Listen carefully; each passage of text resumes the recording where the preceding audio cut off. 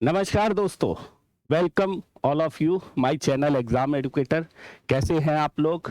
तो हमारे चैनल को लाइक कर लीजिएगा, सब्सक्राइब कर लीजिएगा। प्रतिदिन एक खबर दे रहा हूं अखबार की, जो बहुत महत्वपूर्ण खबर है, जिसको आप लोग छोड़कर चलते हैं और ये सोचते हैं कि यार इसकी क्या जरूरत है।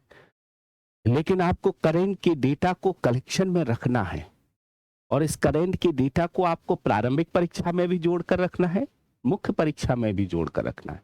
तो दोनों का, प्रारंभिक परीक्षा और मुख्य परीक्षा दोनों के लिए हम प्रतिदिन 5 मिनट का, सुबह 7 बजे 5 मिनट का समय तो आप दे ही सकते हैं अपने जीवन का करंट अफेयर्स में। प्रतिदिन 7 बजे हम आपको एक न्यूज प्रेषित करते हैं और अपने ऑनलाइन चैनल एग्जाम एडुकेटर के माध्यम से। और इसी तरह से आप अगर देखते रहेंगे तो आपको पूरे साल का एक करंट अपडेट, जो हमारे नोट्स में नहीं लिखाया गया है पढ़ाते समय, वो इसके कारण से क्योंकि ये करंट की न्यूज़ है, उसको आप जोड़ सकते हैं और अपने एग्जाम को और बेहतर कर सकते हैं। तो क्या है मामला, देख लेते हैं भाई लोगों कि क्या है मामला। तो मामला क्या है?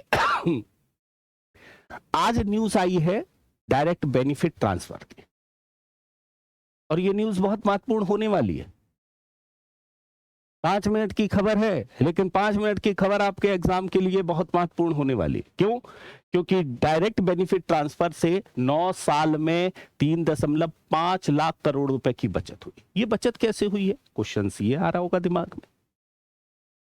पीएलआई अर्थात प्रोडक्शन लिंक्ड इंसेंटिव जो स्कीम चल रही है, कि बजट से 75% ज्यादा है ये बचत।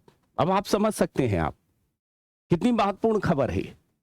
मतलब कहीं ना कहीं इसमें भ्रष्टाचार कम हुआ है डायरेक्ट बेनिफिट ट्रांसफर से, या फिर हो सकता है कि लाभार्थी जो फर्जी बनाए हुए थे वो उनमें कमी आई हो। तो क्या है मामला, देखते हैं। देखिए, तो सब्सिडी देने के लिए डायरेक्ट बेनिफिट ट्रांसफर सिस्टम शुरू होने से अब तक 9 साल में केंद्र सरकार को करीब 3.5 लाख करोड़ रुपए की बचत हुई है। ये तो हमने देख ही लिया। ये रकम प्रोडक्शन लिंक्ड इंसेंटिव स्कीम के बजट से 75% ज्यादा है।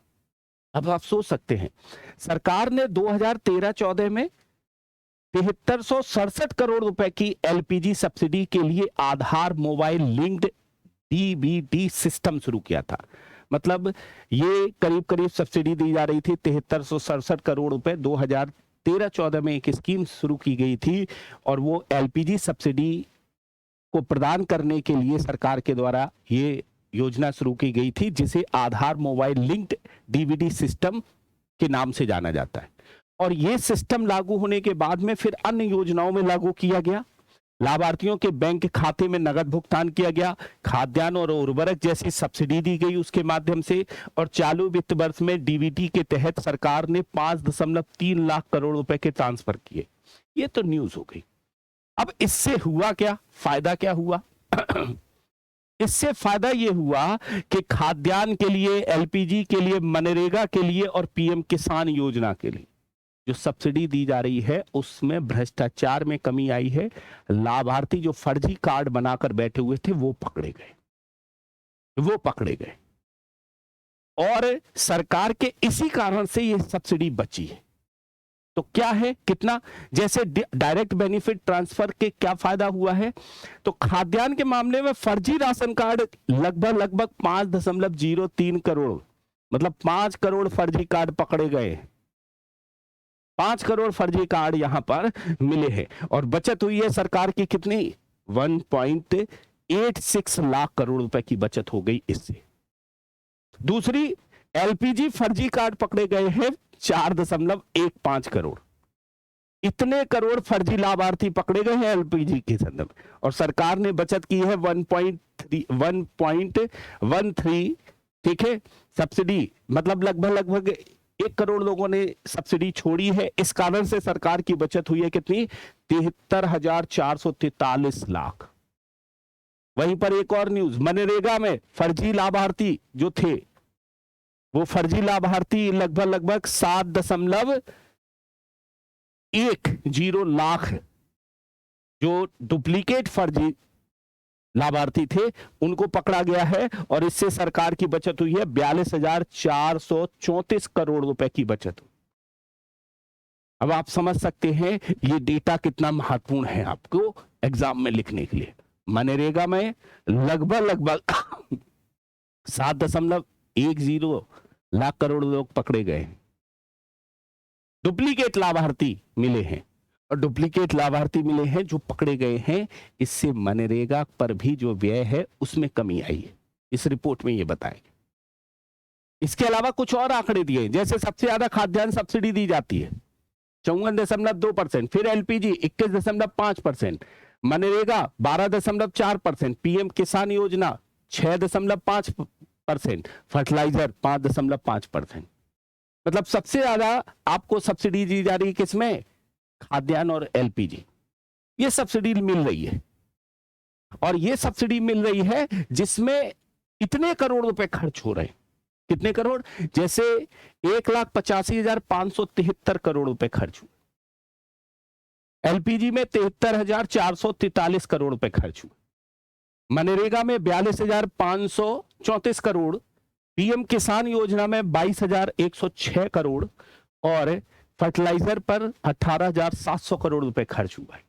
ये डेटा आपका दिया हुआ है एग्जाम पॉइंट ऑफ व्यू से। इसको आप लिख सकते हो कि सबसे ज्यादा सब्सिडी दी जाती है एलपीजी और खाद्यान्न सब्सिडी। मतलब 54% जो सब्सिडी है वो खाद्यान्न सब्सिडी दी जा रही है, और उसमें वास्तव में कितने रुपए की बचत हुई है? 1.86 लाख करोड़ रुपए की बचत दिखाई गई है। ये साफ लिखा हुआ है इसमें 1.86 मतलब 1.86 लाख करोड़ रुपए की बचत मिली है ना। Important news. इस न्यूज को हम अपने चैनल टेलीग्राम पर डाल देंगे, और हमारे जो व्हाट्सएप के आंसर राइटिंग से जुड़े हुए विद्यार्थी हैं उनको भी ये न्यूज प्रेषित कर दी जाएगी। देखते रहिएगा हमारे इस चैनल को। प्रतिदिन एक खबर जो आपकी प्रारंभिक परीक्षा के लिए भी होगी और मुख्य परीक्षा के लिए भी होगी। आपको इसकी कटिंग रखनी है, आपको इसका आंकड़ा समाहित करना है अपने नोट्स में, और जहां मैंने ये लिखाया है डायरेक्ट बेनिफिट ट्रांसफर, उसके एक तरह से लाभ में आप इन पॉइंट को लिख सकते हैं, और आप जो आंकड़े हैं उनको सजोकर रख सकते हैं। तो आज के लिए इतना ही।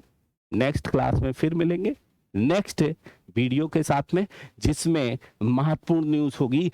5 मिनट का समय आपका जाएगा केवल और केवल, जिसमें हम ये सारे पॉइंट आपको बता दिए। Thank you all of you.